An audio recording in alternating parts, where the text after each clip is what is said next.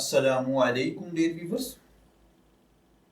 हमारा आज का टॉपिक है क्या जैज़ कैश से इजी लोन लेना या फिर इसी तरीके से जैज़ कैश से रेडी कैश लेना जायज़ है या नहीं, क्या ये लेने पर सूद अदा करना पड़ता है या नहीं।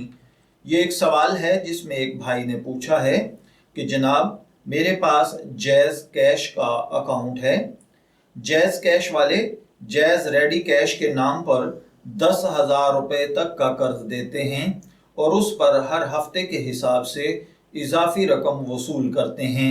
क्या ये रेडी कैश हासिल करना जायज़ है या नहीं, और इस पर जो इजाफी रकम दी जाएगी क्या वो सूद के हुक्म में आती है या नहीं, बराए मेहरबानी रहनुमाई कर दें।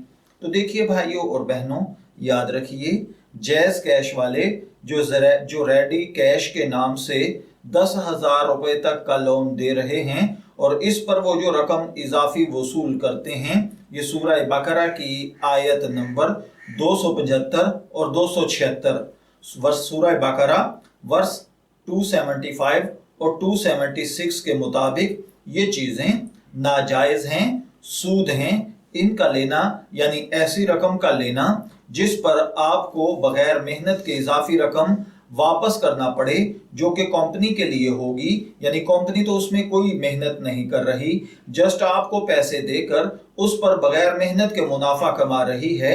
इस वजह से ये हराम हो जाएगा और ये सूद के हुक्म में आएगा।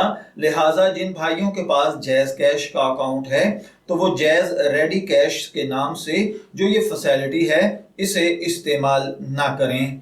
मैं दुआगो हूँ कि अल्लाह ताला हमें इन बातों को समझकर इनके मुताबिक अमल करने की तौफीक अता फरमाए।